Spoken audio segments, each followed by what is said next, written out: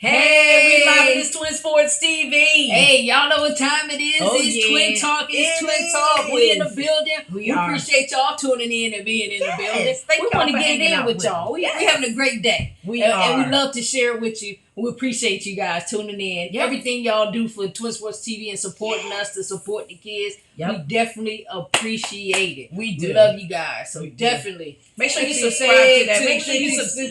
Make sure you subscribe to that YouTube channel. Yeah. Make sure you throw them hearts up because I love those hearts. Right. Make sure you hit that like button. Right. Don't just hit it. Smash it. Smash that like button. Right. We appreciate that. Right. Because we appreciate you guys for tuning in with us each and every week for Twin Talk. It's just topics we have, on our brain or something that we just want to talk about. She over here trying to get the technology together. I'm just messing up. Just keeping it real with you. Yep. I'm messing it up. But for the last couple of weeks, we've been doing podcast series on the NCAA college-bound student athletes. Exactly. Letting the athletes know what they need to do, how to get into college and get that scholarship. So that's what it's all about. You know what I'm saying? Why pay for college when you can go for free? Exactly. Like I said, you got to use your head or your legs to get you in there. So what's that topic we got? Put that topic back up. We got an awesome topic. We're going to be talking about do all sports issue scholarships for colleges. Exactly. All the sports. So we need to know which sports, issue the scholarships so kids will know. And they do. And do all sports issue scholarships. That is definitely a question a lot of people have in their minds. Right. Have no clue about. All right, so stay tuned. Be right back. Follow us. Yeah.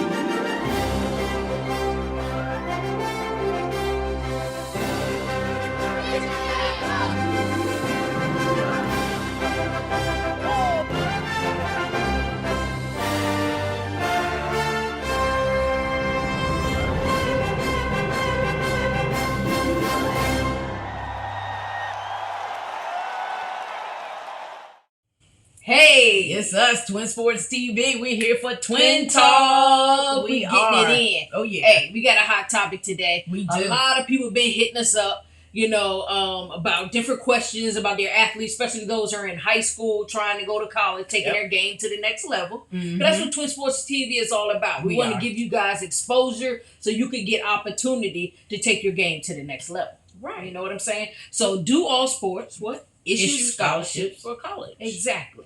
That is a question. So you know the answer? Exactly. So we have some people who've been asking us that. And also we've had, other questions too that people want to know as far as like how many kids get scholarships to go to college. Yep. Because you need to know, especially in the different sports. You got baseball, basketball, and all kinds of hockey, track and field. Yep. So you want to know how many kids are going to get offered scholarships. And one thing with that is, especially if you're playing like basketball, if you're a point guard or guard, you need to know if that college, like how many kids they're going to recruit that year to offer scholarships.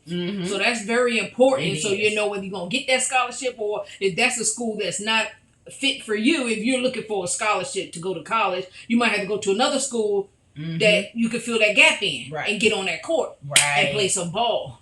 And get an education. What about like fencing? Isn't that a sport? Do they offer scholarships and stuff? I'm really curious about fencing. Or what about archery? Right. Like, boom, shoot the bow and arrow and that kind of thing. Because they do have that as a sport. What about water sports and that kind of thing? Right. Rowing. It's a lot of sports. Anybody know how many sports they offer scholarship in the NCAA? Hey, y'all got to pay attention. Y'all got to stay tuned because Twin Sports TV. Wait a minute. I think somebody had one more. Someone wanted to know what was all covered in a scholarship. If they get a scholarship to like a D1 school, what's covered in that scholarship?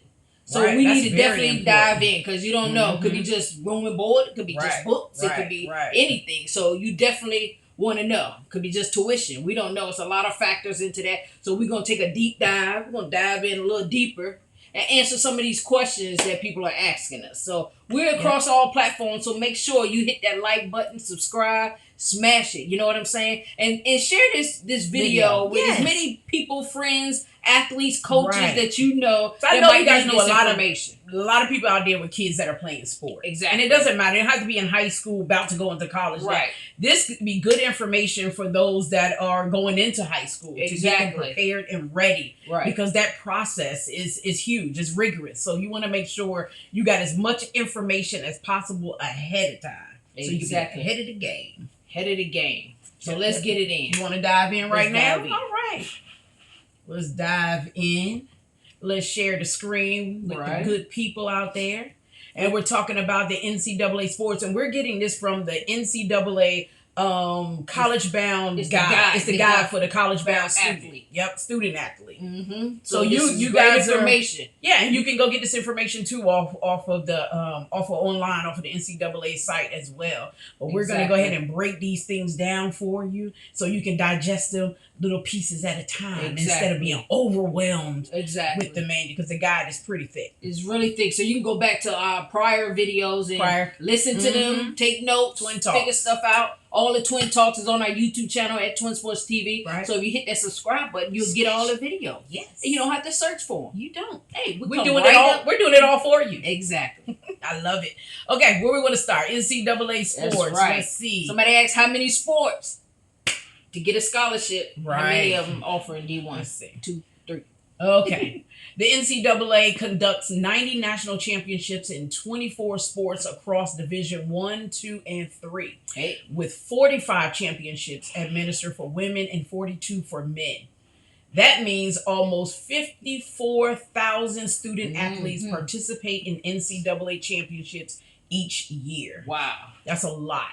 From signature events like the NCAA March Madness, men's and women basketball tournaments, to rowing, rifle, softball, and skiing, the NCAA administer championships to ensure student athletes have a first-class experience. I love that. First-class experience. But the NCAA is also committed to quality events for everyone involved, from the coaches to the fans and broadcast audiences.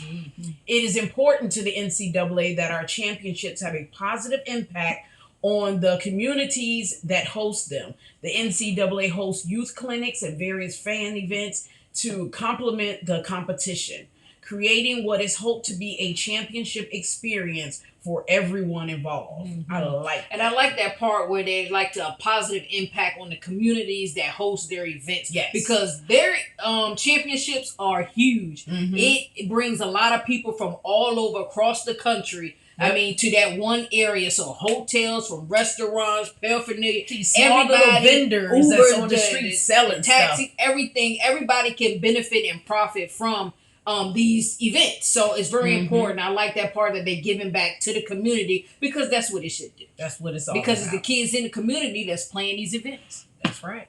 All right. So here's some of the sports. If you want to scroll up a little bit, that you can see, far as men and far as women. Which one? They do have fencing up there. They got rifle. Where's the fencing? Interesting, right there. So winter sport there. Yes. And they got soccer, rifle. skiing, swimming. They got indoor track and outdoor track. Okay. They got golf, lacrosse, rowing. We were talking about that, huh? Interesting. And they even got stuff that's emerging sports. Rugby and women's wrestling. I didn't know that was becoming a popular sport. Right, women wrestling, triathlon. Yes, interesting. So these are all, it's 24 sports in the NCAA. So those ones will offer scholarships, D1, D2, and D3, and they just may vary depending on the school and the division. What about tennis? Is tennis up there? Tennis should be right here. There you go, tennis. Over there. All right. And women tennis in a spring sport. So, yeah, that's great. Great information to know, because a lot of people take stuff in high school sports, and you definitely want to make sure that your college offer that sport, because every institution may not offer that sport. So that's one thing you definitely want to ask questions, young people, when you're talking to these college coaches and when you're combing the internet for schools, Definitely. Yep. So scholarship, let's go, because we did have somebody ask us a question about what's in with the scholarships, how many kids get a scholarship, and what's included in that scholarship. That's very important to know. All right, talking about scholarships, NCAA Division 1 and 2 schools provide more than 2.7 billion in athletic scholarships annually to more than 150,000 student athletes. Division 3 schools do not offer athletic scholarships. So you need to know that when you're going into a D3 school, you might have to get your scholarship on the academic side and still play the sports. Financial aid side, there's grants out there. There's plenty of ways you can get funding to go to these institutions. Right. The most important thing is to go.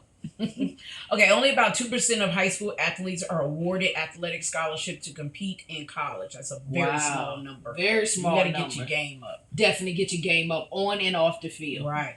Of the student athletes participating in sports with professional leagues, very few become professional athletes. A college education is the most rewarding benefit of your student athlete experience. Division 1 schools may provide tuition and fees, room and board, books, and other expenses related to attendance at the school. Now that's important. That answers the question. What's Division included? 1. So let's see what Division 2 would do. Division 2 full scholarship covers tuition and fees, room and board, and course-related books and supplies. Most student athletes who receive athletic scholarships receive an amount covering a portion of these costs.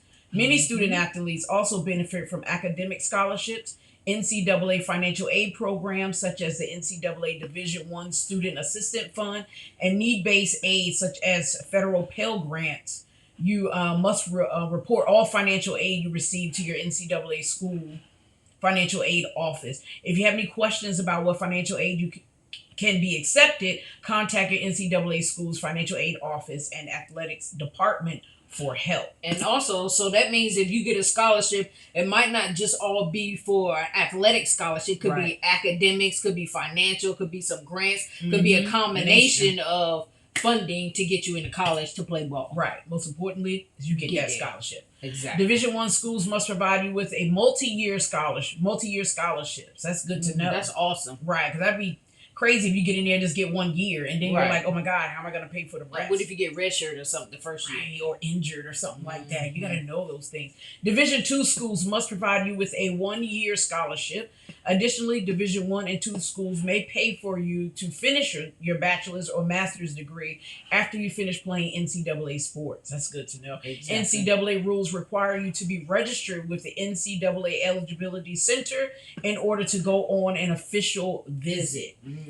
People don't know that, but that's good information to know. Receive a written offer of financial aid or sign a national letter of intent. And we did a video on the national letter of intent. Definitely go back and check that video so you know and about signing up for that NCAA eligibility center. Because you definitely want to make sure you're in that portal so you can go ahead and start doing these official visits. Right. If a school plans to reduce or not renew your aid, the school must notify you in writing before July 1st and provide an opportunity for you to appeal. In most cases, the head coaches decide who receives a scholarship, the scholarship amount, and whether it will be renewed. Contact your NCAA school you hope to attend for more information or details about the NCAA financial aid rules. Exactly. Yep.